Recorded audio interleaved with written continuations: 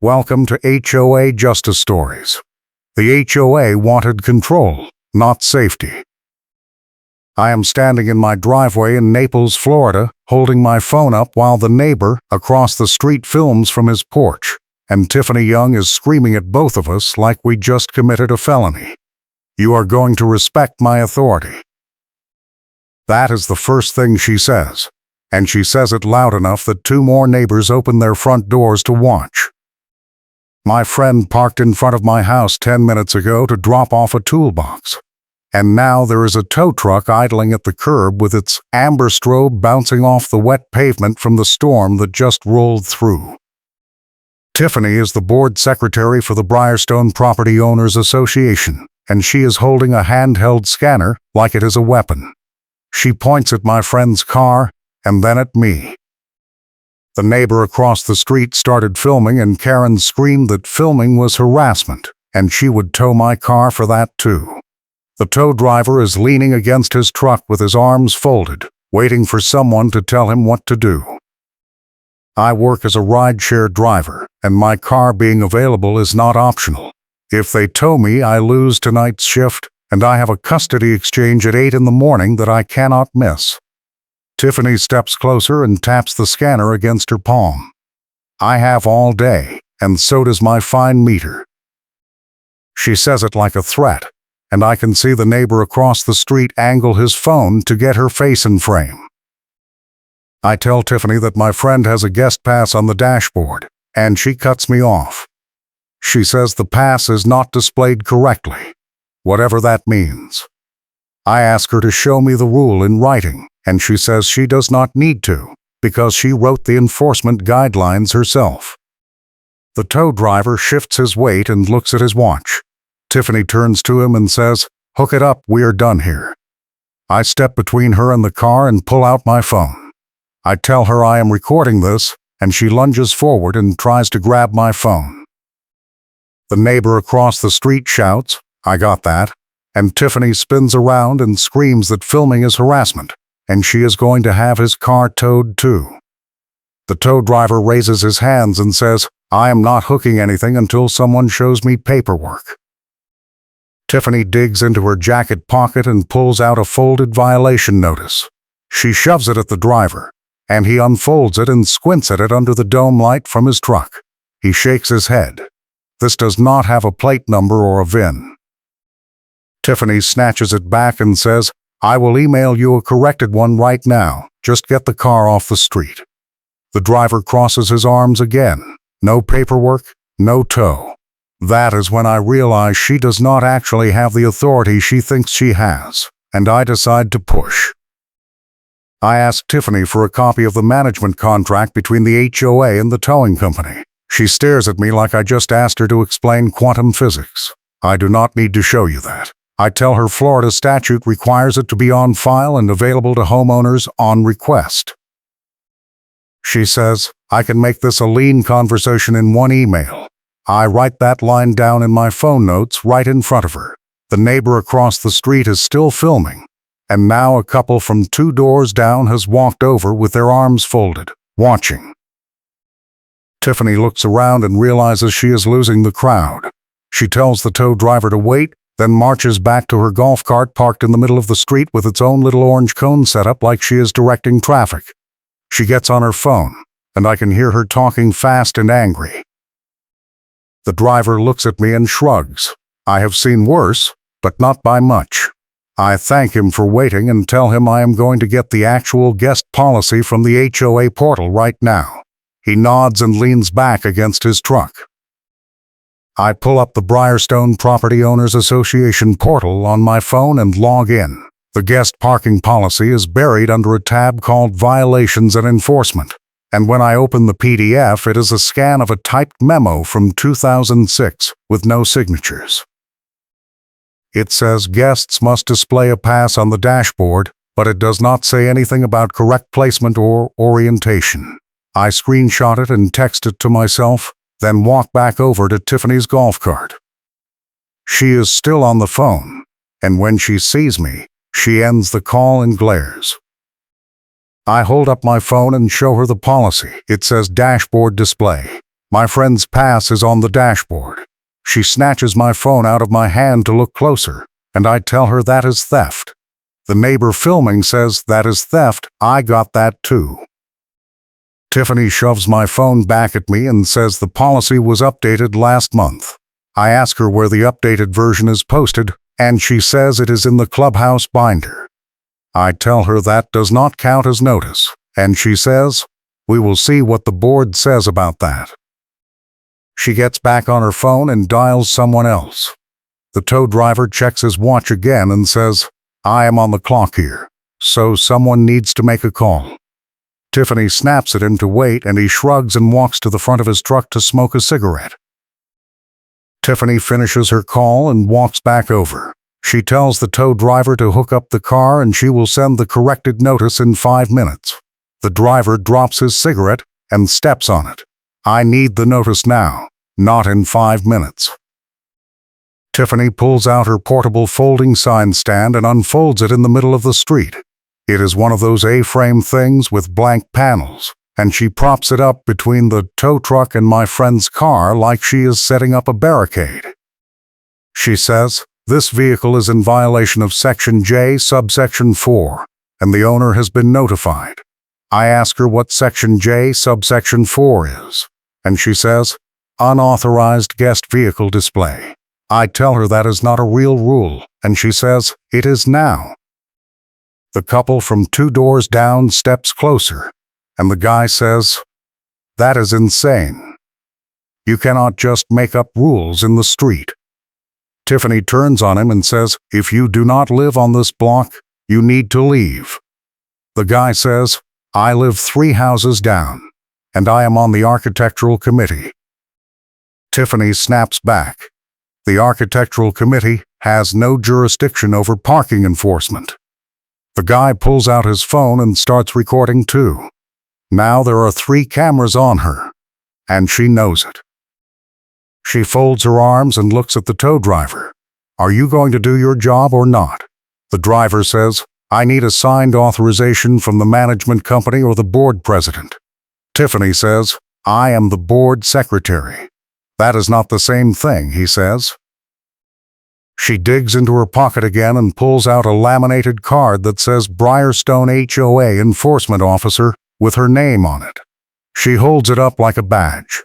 The driver squints at it and laughs. "That is not a real credential. Who made that, Kinko's?" Tiffany's face goes red, and she shoves the card back in her pocket. She gets on her phone again and starts typing. I can see her hands shaking. The neighbor across the street shouts, "She is texting the board president right now. I can see her screen." Tiffany spins around and screams, "Stop filming me or I will have you arrested for harassment." The neighbor says, "Florida is a 2-party consent state for audio, but video in public is fair game. Try again." Tiffany looks like she is about to explode, and I decide this is the moment to twist the knife. I ask Tiffany if the HOA has a current contract with the towing company. She says, "Of course we do." I ask her to show me a copy. She says, "That is confidential board business." I tell her Florida Statute 720 requires management contracts to be available for inspection by any homeowner. She says, "You are not a homeowner, you are a renter." I pull out my phone and show her my mortgage statement with the Briarstone HOA name on the escrow line. I am a homeowner, and I am requesting access to the towing contract. She stares at the screen and then looks away. I do not have it with me. I tell her that is fine. I will submit a formal records request in writing, and she has 10 business days to produce it. She laughs. Good luck with that. I pull up my email app and start typing the request right there in the street. I CC the board president, the management company, and my own lawyer. Tiffany watches me type and her smile fades. "You do not have a lawyer." I tell her I absolutely do, and I am also going to file a complaint with the state HOA ombudsman if this tow happens without proper authorization. The tow driver hears that and walks back to his truck. I am out. Call me when you have real paperwork." He climbs into the cab and pulls away, amber strobe still flashing. Tiffany stands in the street with her folding sign and watches him go. Then she turns to me and says, "This is not over." She folds up the sign, throws it in the back of her golf cart, and drives off. The neighbor across the street walks over and shows me his phone. I got the whole thing. She tried to grab your phone, she threatened to tow my car, and she admitted she does not have the contract. I thank him and ask him to send me the video. He airdrops it to me right there, and I save it in 3 places. The couple from down the street comes over too, and the guy says she has been doing this to everyone for 6 months. We filed a complaint with the board president, and he said Tiffany is just doing her job. I ask if anyone has pushed back, and the woman says, "Most people just pay the fine because it is easier." I tell them I am not paying anything, and I am going to request every towing record for the past year. The guy grins. "If you do that, can you share what you find?" I tell him I will, and we exchange numbers. They head back to their house, and I go inside to print out the email I just sent. My friend is sitting on my couch with the toolbox still in his lap. He looks at me and says, "Is my car going to be here in the morning?" I tell him it is, but this is just getting started. The next morning, I wake up to a red stamped envelope in my mailbox. It is a final notice from the Briarstone Property Owners Association. The letter says I am in violation of the guest parking policy, and I owe a $200 fine, payable within 7 days or the account will be sent to collections. There is no description of what the violation was, no photo, no timestamp, nothing, just a demand for money. I take a picture of the envelope and the letter, then I email the image to the board president and CC the management company and my lawyer. I ask for a detailed explanation of the violation, the policy section I allegedly violated, and proof that the guest vehicle in question was improperly parked. I also repeat my records request for the towing contract. I get an auto reply from the management company saying they are out of the office until next week. The board president does not reply at all. I forward the whole chain to the neighbor who filmed the confrontation and ask him to keep his video handy. He replies in 30 seconds. Already backed it up in 4 places. These people are not playing fair, so neither am I. I spend the rest of the morning digging through the HOA portal. The Briarstone Property Owners Association has a documents section, but half the links are broken, and the other half redirect to a login page that does not work. I find a board meeting minutes archive, and I start reading backwards from the most recent meeting. The minutes from 3 months ago mention a vote to authorize a new towing vendor, but there is no contract attached and no vendor name listed. The minutes from 6 months ago mention a complaint about aggressive towing practices, and the board response was to form a committee to review the policy. The committee never filed a report. I screenshot everything and drop it into a folder on my desktop labeled Evidence. Then I search the portal for any mention of Tiffany Young. Her name appears in the minutes as the board secretary starting 2 years ago, and she is listed as the chair of the Parking Enforcement Committee. There is no mention of any training, certification, or oversight. She just decided she was in charge, and no one stopped her.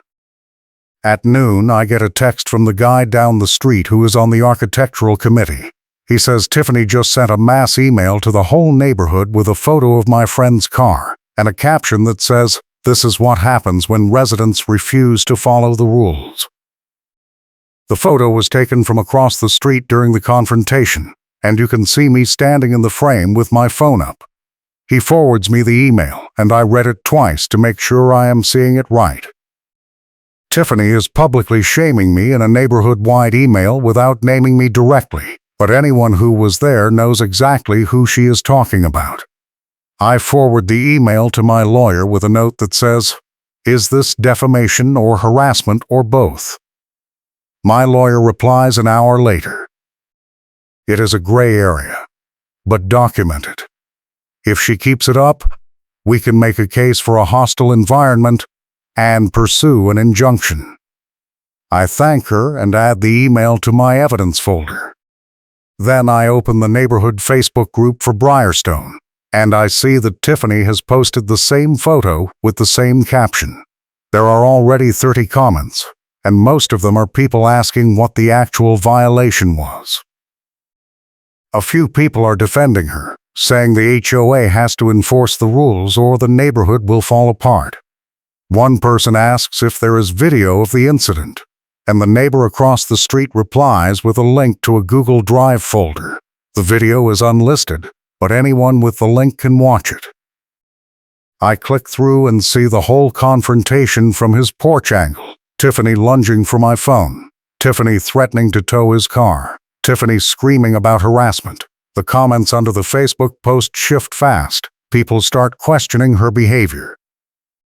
Someone asks if the board president knows she is sending these emails. Another person says they got towed last month under similar circumstances and paid the fine without knowing they could fight it. I screenshot the whole thread and add it to the folder. That afternoon, I get a reply from the management company. The email says they have forwarded my records request to the board president and I should expect a response within 10 business days. I reply and ask if they can confirm whether the towing vendor has a current contract on file. No response. I call the management company directly and get transferred 3 times before someone finally picks up. The woman on the phone says she does not have access to vendor contracts, and I need to speak to the board president. I tell her the board president is not responding to my emails, and she says, that is between you and the board. I thank her and hang up, then I pull up the Florida HOA statute on my laptop. Section 720.303 requires the HOA to produce records within 10 business days of a written request, and failure to comply can result in legal action by the homeowner. I screenshot the statute and email it to the board president with a polite reminder that the 10-day clock started yesterday. Then I email my lawyer and ask her what happens if they ignore the request. She replies, we sue for access and attorney fees. I tell her to draft a letter threatening exactly that, and she sends me a retainer agreement to sign. I sign it and send it back. Now I am officially paying a lawyer to fight my HOA over a guest parking space, and I feel like I am living in a bad sitcom. By the end of the week, Tiffany has sent 2 more mass emails. The first one is a reminder that guest passes must be displayed correctly, with a footnote that says the board reserves the right to define correct at their discretion.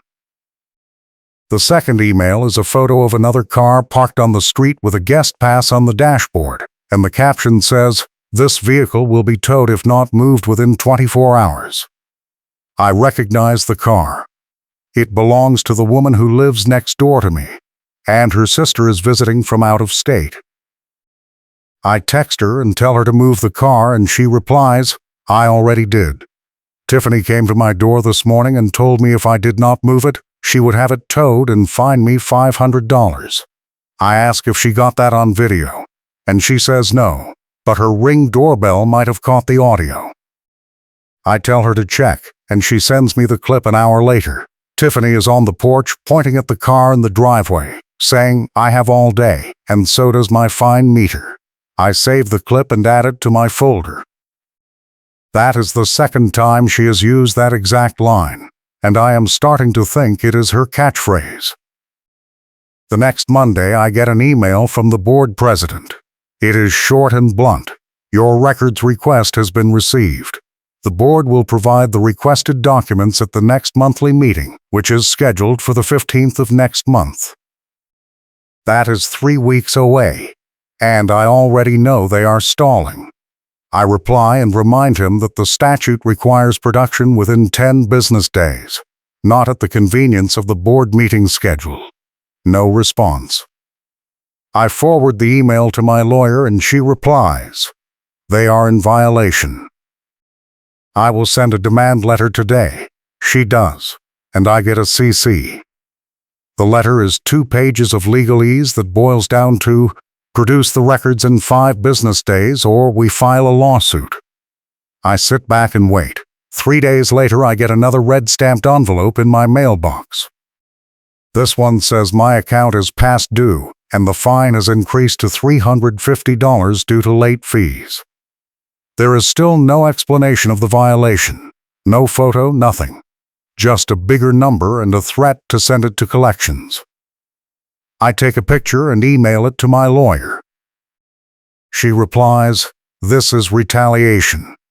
Document everything. We are building a case."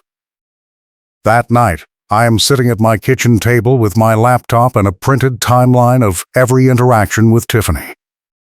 I have the video from the neighbor across the street, the Ring doorbell clip from next door, the mass emails, the Facebook thread, the violation notices, and the email chain with the board president.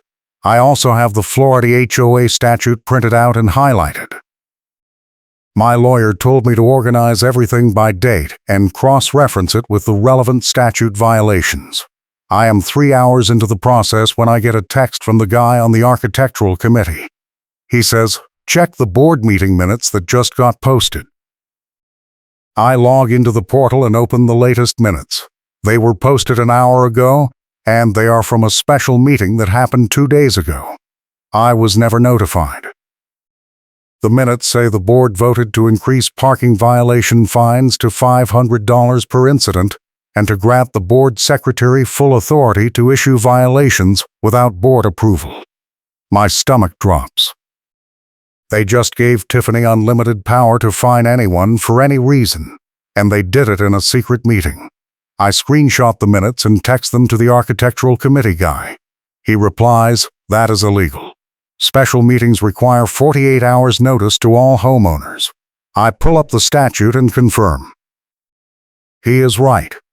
I email the minutes to my lawyer with a note that says, "They just violated state law." She replies, "Perfect. That is another claim."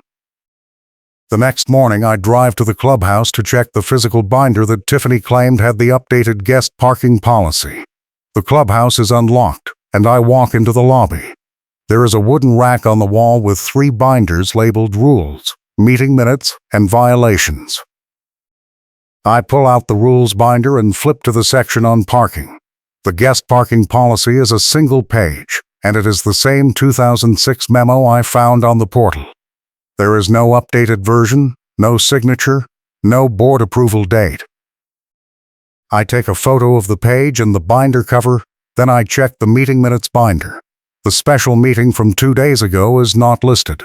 I flip through the whole binder, and the most recent minutes are from 3 months ago. They are hiding the illegal meeting. I take photos of every page in the binder, then I walk out and drive home. I email the photos to my lawyer and the architectural committee guy. He replies, "We need to call an emergency meeting and challenge this."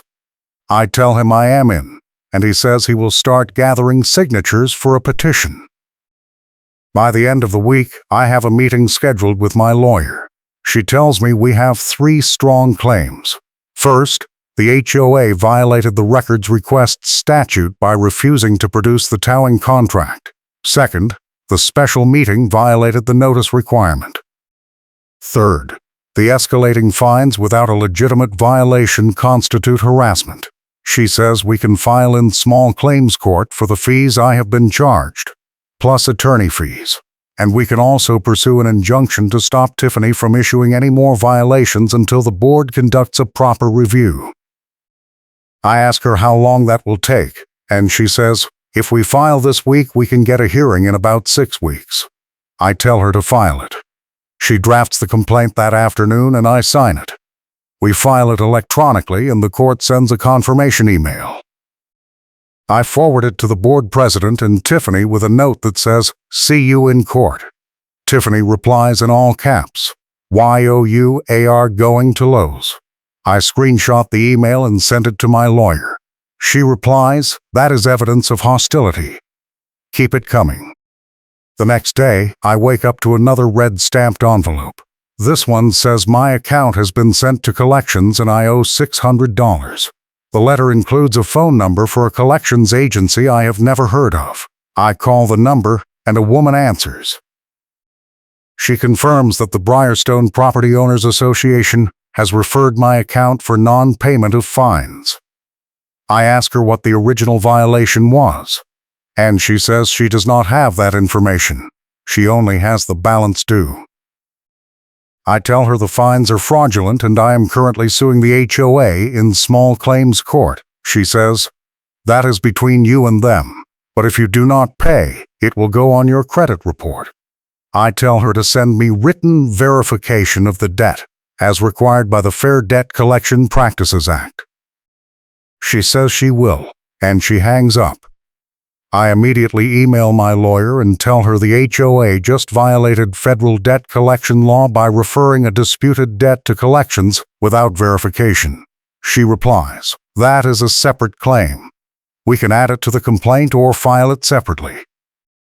I tell her to add it. She amends the complaint and refiles it. Now we are suing for records access, illegal meeting, harassment, and debt collection violations. The filing fee just went up, but I do not care. I am all in. If you are enjoying this HOA nightmare, hit that subscribe button so you do not miss the next story. That weekend, the architectural committee guy texts me and says he has 40 signatures on the petition to call an emergency homeowner meeting. The HOA bylaws require 30 signatures, so we are over the threshold. He is going to submit the petition to the board president on Monday and demand a meeting within 2 weeks.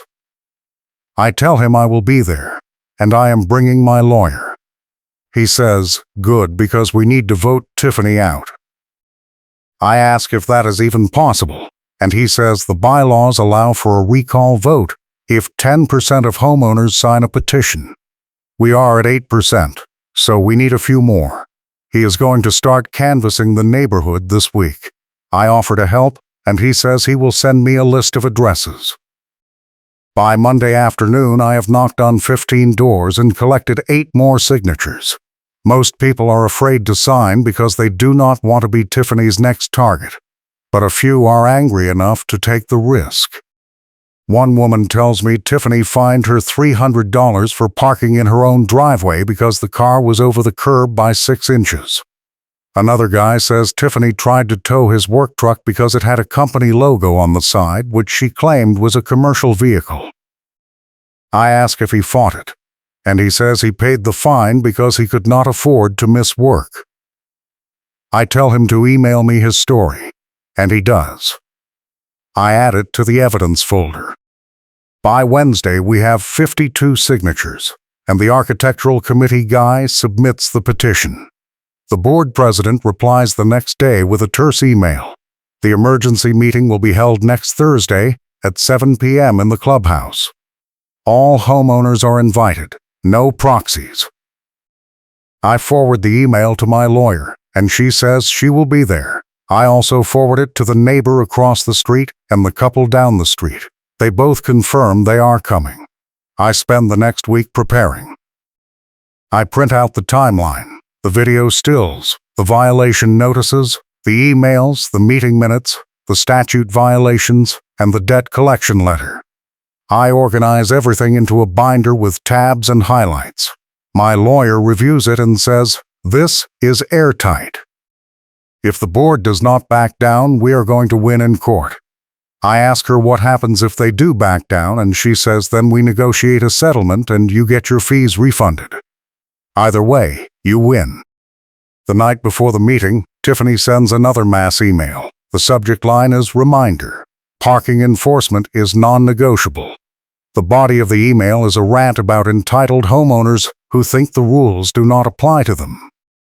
She does not name me, but she includes a photo of my car parked in my driveway with a guest pass on the dashboard. The caption says, "This is what non-compliance looks like." I forward the email to my lawyer and she replies, "She just handed us a defamation claim." I also post the email in the neighborhood Facebook group with a comment that says, "I look forward to discussing this at tomorrow's meeting." The thread blows up. 50 comments in an hour, most of them supporting me. A few people defend Tiffany, but they get shouted down. The architectural committee guy posts the petition and says, "If you have not signed yet, come to the meeting tomorrow. We need your voice." Someone else posts the video from the tow truck confrontation, and it gets shared 20 times. By midnight, half the neighborhood knows what is happening, and Tiffany is losing the PR war. The next day, I take the afternoon off work and drive to the clubhouse early. I want to set up my laptop and projector before anyone else arrives. The architectural committee guy is already there with his wife, and they help me run the cables. We test the projector, and the video plays perfectly. At 6:45, people start showing up. By 7, the room is packed. There are at least 60 people crammed into a space that is supposed to hold 40. The board president is sitting at the front table with Tiffany and 2 other board members. Tiffany is wearing her white windbreaker and has her portable folding sign stand leaning against the wall behind her. She looks calm, but I can see her knee bouncing under the table. My lawyer is sitting in the front row with her briefcase open. The neighbor across the street is in the back with his phone out, already recording. The board president bangs a gavel and calls the meeting to order. He says, "This is an emergency meeting called by petition. We will hear from the petitioners first, then open the floor to comments." The architectural committee guy stands up and walks to the front. He gives a 5-minute speech about abuse of power, retaliation, and illegal fines. He holds up the petition and says, 52 homeowners have signed this, and we demand accountability. The room erupts in applause. Tiffany crosses her arms and stares at the ceiling. The board president nods and says, "Thank you. Now I would like to hear from the homeowner who filed the lawsuit." I stand up and walk to the front with my binder. I open it to the first tab and start talking. I explain the tow truck confrontation, the missing contract, the illegal special meeting, the escalating fines, and the fraudulent debt collection referral. I show the video on the projector and the room goes silent. You can hear Tiffany screaming on the recording. You can see her lunge for my phone. You can hear her say, "I can make this a lean conversation in one email." When the video ends, I turn to the board president and say, "I have been keeping records. I have dates, times, notices, and receipts. I have proof that the management company was never properly contracted or renewed, and every tow and fine issued under that contract is invalid." The room erupts again. Tiffany stands up and slams her hand on the table. "That is a lie." I turn to her and say, "Then show me the contract." She opens her mouth, closes it, and sits back down. The board president looks at the other 2 board members, and they both shake their heads. He clears his throat and says, "We will take a 15-minute recess to discuss this." During the recess, my lawyer leans over and says, "They are going to settle." I ask her how she knows, and she says, "Because they just realized they are going to lose in court, and it is going to cost them more than if they settle now." The architectural committee guy comes over and says, "People are talking about a recall vote. Do you want to push for it tonight?" I tell him yes, and he nods. When the board president comes back, he looks tired. He sits down and says, "The board has reviewed the concerns raised tonight, and we have decided to take the following actions. First, we are suspending all parking enforcement pending a full review of the policy. Second, we are rescinding all fines issued in the past 6 months and refunding any amounts paid. Third, we are terminating the board secretary's authority to issue violations without board approval." Tiffany jumps up and says, "You cannot do that." The board president cuts her off. "Yes, we can. The board just voted 3-1. You were the only no vote." Tiffany looks around the room and realizes no one is on her side. She grabs her portable folding sign stand and storms out. The room erupts in applause again. The board president continues, "We are also going to schedule a special election in 30 days to fill the board secretary position. Any homeowner in good standing can run." I look at the architectural committee guy, and he is already typing on his phone. The board president bangs the gavel. If there are no further comments, this meeting is adjourned. My lawyer stands up and says, "One more thing. My client is still pursuing his lawsuit for attorney fees and statutory damages. We expect a settlement offer by the end of the week, or we will proceed to trial." The board president nods. We will be in touch. The meeting breaks up, and people swarm me. The woman who got fined for parking in her driveway hugs me and says, "Thank you." The guy with the work truck shakes my hand and says, "I am running for the board." The neighbor across the street shows me his phone. I got the whole thing. This is going on YouTube. I laugh and tell him to send me the link. Over the weekend, I get an email from the board president. It is a settlement offer. The HOA will refund all fines I was charged, pay my attorney fees, and issue a formal apology. In exchange, I agree to drop the lawsuit. My lawyer reviews it and says, "This is a good deal. You won." I tell her to accept it, and she drafts a settlement agreement. I sign it, the board president signs it, and it is done. The refund hits my bank account the following Tuesday. It is not a huge amount, but it feels like a slap to the ledger. The HOA loses in small claims and pays costs, and I get every dollar back plus my legal bills covered. My lawyer sends me a final invoice, and the HOA pays that too. I forward the settlement agreement to the neighborhood Facebook group, and the comments explode. People are calling it a landmark victory. Someone starts a thread about running for the board in the next election. The architectural committee guy announces he is running for president, and he already has 20 endorsements. 2 weeks later, the board holds a special meeting to address the parking policy. The architectural committee guy is there, and so am I.